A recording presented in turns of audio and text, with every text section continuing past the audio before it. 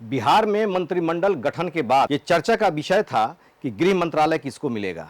गृह मंत्रालय जब से बिहार में एनडीए की सरकार बनी तब से नीतीश कुमार अपने पास रखे थे और उसी से नीतीश कुमार की पहचान सुशासन बाबू के नाम से थी।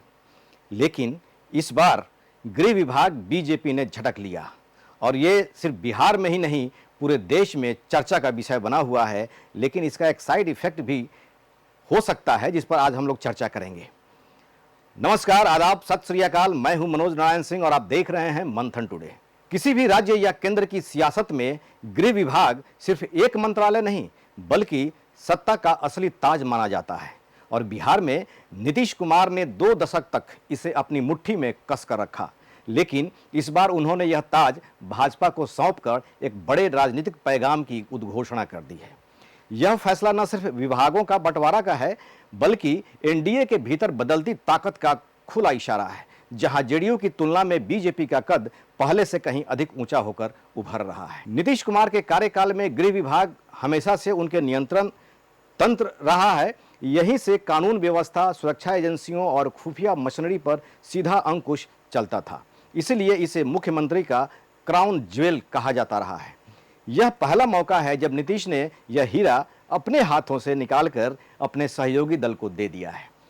इससे साफ है कि बिहार की सत्ता के गलियारों में राजनीतिक पुनर्संरचना की नई पटकथा लिखी जा रही है। बीजेपी नेता और डिप्टी सीएम सम्राट चौधरी को गृह विभाग दिया जाना सिर्फ विभागीय लेन देन नहीं है, यह संकेत है कि आने वाले दिनों में बिहार की प्रशासनिक धुरी अब सिर्फ सीएम आवास से ही नहीं घूमेगी बल्कि सम्राट चौधरी के सरकारी निवास का भी नया केंद्र बनेगी। गृह विभाग यानी पुलिस, सुरक्षा, खुफिया और प्रशासन, ये सब सीधे उनके नियंत्रण में आएंगे और यह बात बिहार की राजनीति में सत्ता के संतुलन को नए सिरे से परिभाषित करती है।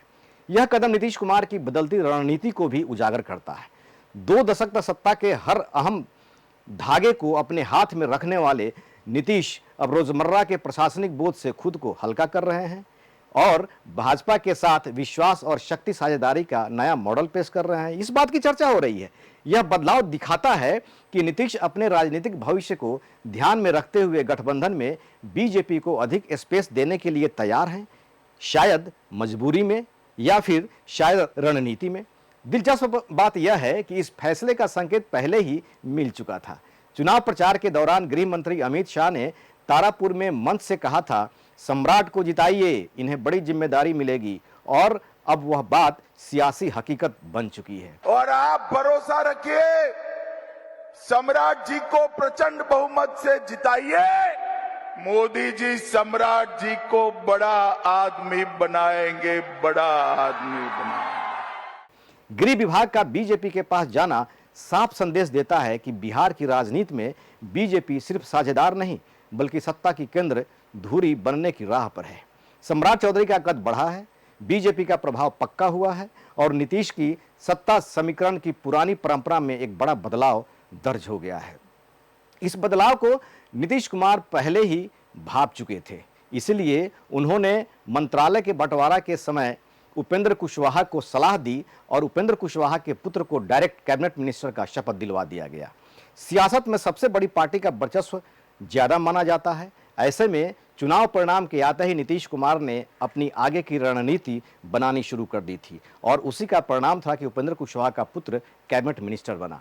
जो पहले नीतीश कुमार को जो मंत्रालय मिला था उसमें सिर्फ गृह विभाग निकला है, यानी बीजेपी को मिला है। बाकी जो भी मंत्रालय पहले से रहे हैं वो नीतीश कुमार के पास मौजूद है।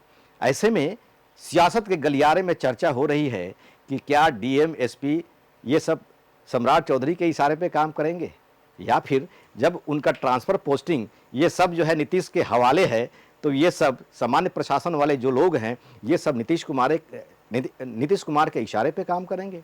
तो भले ही गृह विभाग बीजेपी के खाते में चला गया लेकिन उसका साइड इफेक्ट ये है कि पकड़ अभी भी नीतीश कुमार के पास ही माना जा रहा है और नीतीश कुमार इतना कच्चा खिलाड़ी नहीं है कि वो जो है सब कुछ जो है अपना दांव पर लगा देंगे और वो शांत बैठे रहेंगे। अभी देखिए आगे होता है क्या। बहरहाल मेरे चैनल को सब्सक्राइब करें, लाइक करें और शेयर करें। बहुत बहुत शुक्रिया।